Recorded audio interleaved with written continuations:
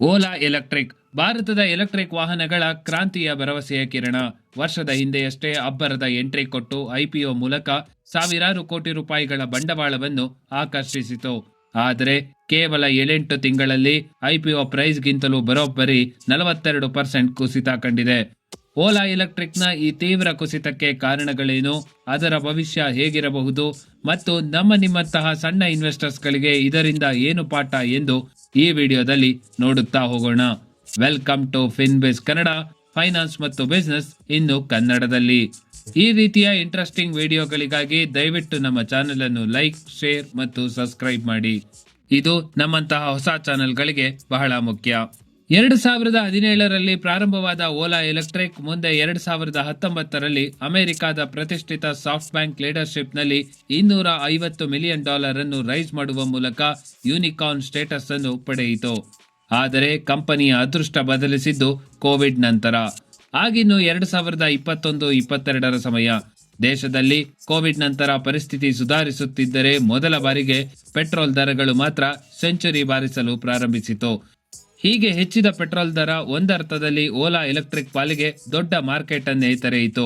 2021ರ ಆರ್ಥಿಕ ವರ್ಷದ ಅಂತ್ಯಕ್ಕೆ ಕೇವಲ 1 ಕೋಟಿ ರೂಪಾಯಿ ಹತ್ತಿರದ ಸೇಲ್ಸ್ ಮಾಡಿದ್ದ ಓಲಾ ಎಲೆಕ್ಟ್ರಿಕ್ ಮುಂದೆ 2022ರಲ್ಲಿ 373 ಕೋಟಿ, 2023ರಲ್ಲಿ 2631 ಕೋಟಿ ಮತ್ತು 2024ರಲ್ಲಿ ಸುಮಾರು 5010 ಕೋಟಿಯ ಸೇಲ್ಸ್ ಅನ್ನು ರೆಕಾರ್ಡ್ ಮಾಡಿತು.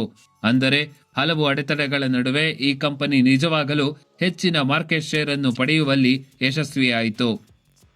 ಹಾಗಿದ್ದ ಕಂಪನಿ ಕಳೆದ ವರ್ಷ ಆಗಸ್ಟ್ 9ರಂದು ಭಾರತದ ಷೇರು ಮಾರುಕಟ್ಟೆಯನ್ನು 74ರಿಂದ 78 ರೂಪಾಯಿಯ ಪ್ರತಿ ಷೇರು ದರದಲ್ಲಿ ಪ್ರವೇಶಿಸಿತು.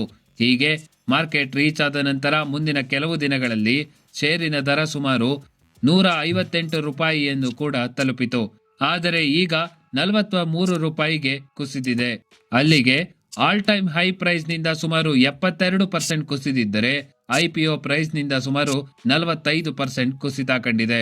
ಹಾಗಾದರೆ ಈ ಕುಸಿತದ ಹಿಂದಿನ ಪ್ರಮುಖ ಕಾರಣಗಳನ್ನು ಡೀಟೇಲ್ ಆಗಿ ನೋಡುತ್ತಾ ಹೋಗೋಣ ಮತ್ತು ಇದರಿಂದ ಸಾಮಾನ್ಯ ರಿಟೈಲ್ ಇನ್ವೆಸ್ಟರ್ಸ್ಗಳು ಏನು ಕಲಿಯಬೇಕು ಮತ್ತು ಏನು ಮಾಡಬೇಕು ಎಂಬುದನ್ನು ನೋಡುತ್ತಾ ಹೋಗೋಣ. Reason number 1, initial valuation, expectation versus reality.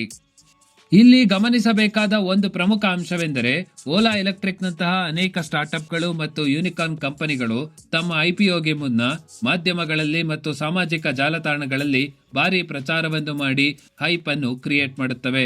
ಕಂಪನಿಯ ಫೌಂಡರ್ಗಳು ಕೂಡ ಮಾಧ್ಯಮಗಳಲ್ಲಿ ಹೆಚ್ಚು ಕಾಣಿಸಿಕೊಂಡು ತಮ್ಮ ಬಗ್ಗೆ ಮತ್ತು ಕಂಪನಿಯ ಬಗ್ಗೆ ಜನರಲ್ಲಿ ಪಾಸಿಟಿವ್ ಇಮೇಜ್ ಮೂಡಿಸಲು ಕೋಟ್ಯಂತರ ರೂಪಾಯಿಗಳ ಖರ್ಚನ್ನು ಮಾಡುತ್ತಾರೆ. ಇದನ್ನೇ ಪಿಆರ್ ಆಕ್ಟಿವಿಟಿ ಎನ್ನುತ್ತಾರೆ.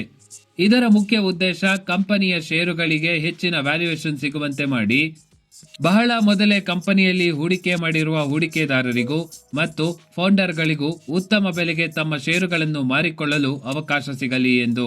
ಆದರೆ ಈ ಪ್ರಚಾರದ ಹಿಂದಿನ ಉದ್ದೇಶವನ್ನು ಅರಿಯದೆ ನಿಮ್ಮಂತಹ ಎಷ್ಟೋ ಜನ ರಿಟೇಲ್ ಹೂಡಿಕೆದಾರರು ಕೇವಲ ಪಾಸಿಟಿವ್ ಸುದ್ದಿಯನ್ನು ನಂಬಿ ಕಂಪನಿಯ ಆಳವಾಗಿ ವಿಶ್ಲೇಷಣೆಯನ್ನು ಮಾಡದೆ ಹೆಚ್ಚಿನ ಮೌಲ್ಯಕ್ಕೆ ಹೂಡಿಕೆ ಮಾಡಿ ಷೇರುಗಳನ್ನು ಖರೀದಿಸುತ್ತಾರೆ.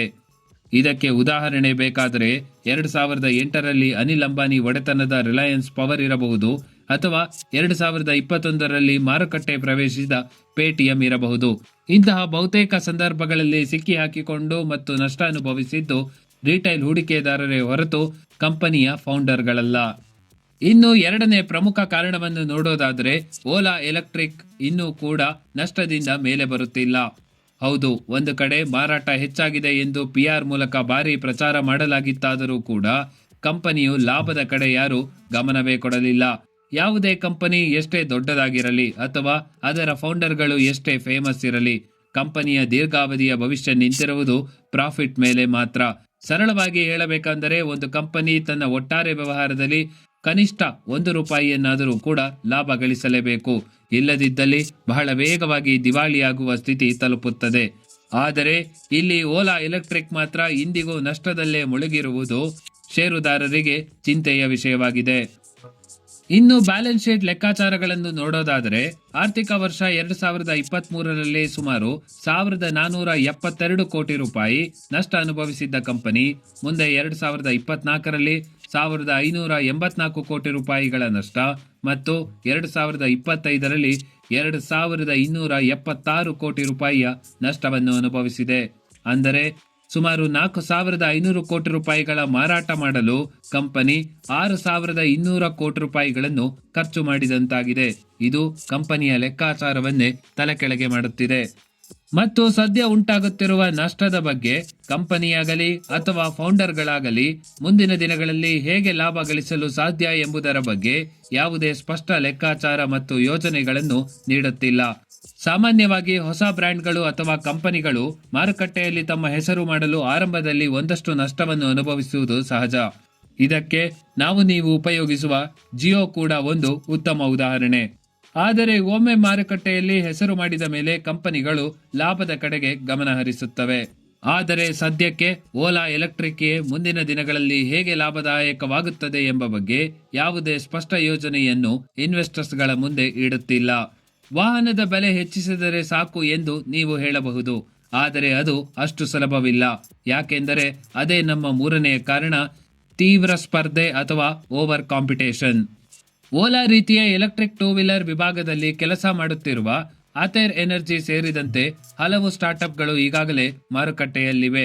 ಆದರೆ ಎಲೆಕ್ಟ್ರಿಕ್ ಸ್ಕೂಟರ್ಗಳು ಮತ್ತು ಬೈಕ್ಗಳು ಜನಪ್ರಿಯವಾಗುತ್ತಿದ್ದಂತೆ ಸಾಂಪ್ರದಾಯಿಕ ಟೂ ವೀಲರ್ ಕ್ಷೇತ್ರದ ದಿಗ್ಗಜರಾದ ಬಜಾಜ್ ಆಟೋ ಮತ್ತು ಟಿವಿಎಸ್ ಮೋಟಾರ್ಸ್ ಕೂಡ ಸ್ಪರ್ಧೆಗೆ ಧುಮುಕಿದವು. ಜನವರಿ 2024ರ ಟೂ ವೀಲರ್ ಸೇಲ್ಸ್ ನಂಬರ್ ನೋಡೋದಾದ್ರೆ ಸುಮಾರು 40% ಮಾರುಕಟ್ಟೆ ಪಾಲನ್ನು ಪಡೆದು ಓಲಾ ಅಗ್ರಸ್ಥಾನದಲ್ಲಿ ಮಿಂಚಿತ್ತು. ಆದರೆ ಕೇವಲ ಒಂದು ವರ್ಷದಲ್ಲಿ ತನ್ನ ಮಾರುಕಟ್ಟೆ ಪಾಲಿನಲ್ಲಿ ಸುಮಾರು 15% ಕಳೆದುಕೊಂಡು ಸುಮಾರು 25%ಗೆ ಇಳಿದಿದೆ. ಇತ್ತೀಚಿನ ಮೇ 2025ರ ಡೇಟಾ ಪ್ರಕಾರ ಓಲಾ ಕೇವಲ 18% ಮಾರುಕಟ್ಟೆ ಪಾಲನ್ನು ಮಾತ್ರ ಉಳಿಸಿಕೊಂಡಿದೆ. ಇದಕ್ಕೆ ಪ್ರತಿಯಾಗಿ 2024ರಲ್ಲಿ ಕ್ರಮವಾಗಿ 18% ಮತ್ತು 13% ಮಾರುಕಟ್ಟೆ ಪಾಲು ಹೊಂದಿದ್ದ ಟಿವಿಎಸ್ ಮತ್ತು ಬಜಾಜ್ ಆಟೋಗಳು ಸದ್ಯ ತಮ್ಮ ಪಾಲನ್ನು 25% ಮತ್ತು 23%ಗೆ ಹೆಚ್ಚಿಸಿಕೊಂಡಿವೆ. ಈ ಕಂಪನಿಗಳು ಗ್ರಾಹಕರಿಗೆ ಇನ್ನಷ್ಟು ಹತ್ತಿರವಾಗುತ್ತಿದ್ದು ಓಲಾ ಎಲೆಕ್ಟ್ರಿಕ್ಗೆ ಭಾರಿ ಸವಾಲೊಡ್ಡುತ್ತಿದೆ. ಟಿವಿಎಸ್ ಮತ್ತು ಬಜಾಜ್ ಆಟೋಗಳ ಈ ರೀತಿಯ ಸಕ್ಸಸ್ಗೆ ಕಾರಣಗಳನ್ನು ಪಟ್ಟಿ ಮಾಡುತ್ತಾ ಹೋದರೆ ಉತ್ತಮವಾದ ಸಪ್ಲೈ ಚೈನ್, ದೇಶಾದ್ಯಂತ ಇರುವ ಶೋರೂಮ್ ನೆಟ್ವರ್ಕ್ ಮತ್ತು ಗ್ರಾಹಕರೊಂದಿಗೆ ದಶಕಗಳಿಂದ ಇರುವ ಗಟ್ಟಿಯಾದ ಸಂಬಂಧ, ಇವುಗಳು ತಡವಾಗಿ ಎಂಟ್ರಿ ಕೊಟ್ಟರೂ ತಮ್ಮ ಬ್ರ್ಯಾಂಡ್ ಮೌಲ್ಯ ಮತ್ತು ವಿಶ್ವಾಸದಿಂದ ಉತ್ತಮ ರೀಚ್ ಪಡೆಯುತ್ತಿವೆ. ಇದು ಓಲಾ ಎಲೆಕ್ಟ್ರಿಕ್ಗೆ ದೊಡ್ಡ ಹಿನ್ನಡೆಯಾಗಿದೆ. ಇನ್ನು 4ನೇ ಪ್ರಮುಖ ಕಾರಣವನ್ನು ನೋಡೋದಾದರೆ ಅದು ಸರ್ವಿಸಸ್ ಇಶ್ಯೂ. ಇಲ್ಲಿ ಆಟೋಮೊಬೈಲ್ ಕಂಪನಿಗಳಿಗೆ ವಾಹನ ಮಾರಾಟ ಮಾಡುವುದು ಮಾತ್ರವಲ್ಲದೆ ಮಾರಾಟ ನಂತರದ ರೆಗ್ಯುಲರ್ ಸರ್ವಿಸಸ್ ಮತ್ತು ವಾಹನ ಹಾಳಾದಾಗ ನೀಡುವ ಸೇವೆಯ ಗುಣಮಟ್ಟ ಅತ್ಯಂತ ಮುಖ್ಯವಾಗುತ್ತದೆ. ಇದು ನೇರವಾಗಿ ಕಸ್ಟಮರ್ ಎಕ್ಸ್ಪೀರಿಯನ್ಸ್ ಅನ್ನು ನಿರ್ಧರಿಸುತ್ತದೆ. ಉತ್ತಮ ಸೇವೆ ಸಿಕ್ಕಾಗ ವಾಹನ ಖರೀದಿಸಿದ ವ್ಯಕ್ತಿ ಸಂತೋಷಗೊಳ್ಳುತ್ತಾನೆ ಮತ್ತು ಆ ವಾಹನವನ್ನು ಇತರರಿಗೂ ಶಿಫಾರಸು ಮಾಡುತ್ತಾನೆ. ಇದು ವರ್ಡ್ ಆಫ್ ಮೌತ್ ಮಾರ್ಕೆಟಿಂಗಿಗೆ ಬಹಳ ಮುಖ್ಯ.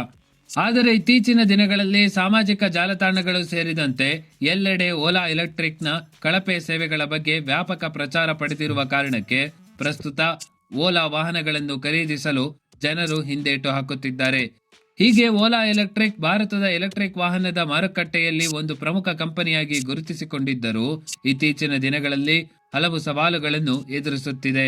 ನಿರಂತರ ನಷ್ಟ, ತೀವ್ರ ಸ್ಪರ್ಧೆ, ಸರ್ವಿಸಸ್ನಲ್ಲಿನ ಸಮಸ್ಯೆಗಳು, ಹೀಗೆ ಎಲ್ಲವೂ ಅದರ ಭವಿಷ್ಯದ ಯಶಸ್ಸಿಗೆ ದೊಡ್ಡ ಅಡೆತಡೆಗಳಾಗಿವೆ. ಆದರೆ ಓಲಾ ಈ ಸವಾಲುಗಳನ್ನು ಹೇಗೆ ಸಮರ್ಥವಾಗಿ ನಿಭಾಯಿಸುತ್ತದೆ ಎಂಬುದರ ಮೇಲೆ ಅದರ ಮುಂದಿನ ಪಯಣ ನಿಂತಿದೆ. ಸದ್ಯ ಮಾರುಕಟ್ಟೆಯಲ್ಲಿ ಕಳೆದುಕೊಂಡಿರುವ ತನ್ನ ವಿಶ್ವಾಸವನ್ನು ಹೇಗೆ ಮರಳಿ ಪಡೆಯುತ್ತದೆ ಎಂಬುದೇ ದೊಡ್ಡ ಸವಾಲು. ಡಿಸ್ಕ್ಲೈಮರ್: ಈ ಚಾನೆಲ್ನಲ್ಲಿ ನೀಡಲಾಗುವ ಎಲ್ಲ ಮಾಹಿತಿ ಕೇವಲ ನಿಮ್ಮ ಜ್ಞಾನವೃದ್ಧಿ ಮತ್ತು ಶೈಕ್ಷಣಿಕ ಉದ್ದೇಶಗಳಿಗೆ ಮಾತ್ರ. ಇದು ಯಾವುದೇ ರೀತಿಯ ಹೂಡಿಕೆ ಸಲಹೆ ಅಥವಾ ಶಿಫಾರಸಲ್ಲ. ನಮ್ಮ ಈ ಪ್ರಯತ್ನ ನಿಮಗೆ ಇಷ್ಟವಾಗಿದ್ದರೆ ದಯವಿಟ್ಟು ಈ ವಿಡಿಯೋಗೆ ಒಂದು ಲೈಕ್ ನೀಡಿ. ನಿಮ್ಮ ಪ್ರಶ್ನೆಗಳು, ಅಭಿಪ್ರಾಯಗಳು ಮತ್ತು ಮುಂದಿನ ಯಾವ ಕಂಪನಿಯ ಬಗ್ಗೆ ವಿಶ್ಲೇಷಣೆ ಬೇಕು ಎಂಬುದನ್ನು ಕಮೆಂಟ್ ಬಾಕ್ಸ್ನಲ್ಲಿ ತಿಳಿಸಿ. ಮುಂದಿನ ವಿಡಿಯೋದಲ್ಲಿ ಮತ್ತೆ ಭೇಟಿಯಾಗೋಣ. ಜೈ ಹಿಂದ್, ಜೈ ಕರ್ನಾಟಕ.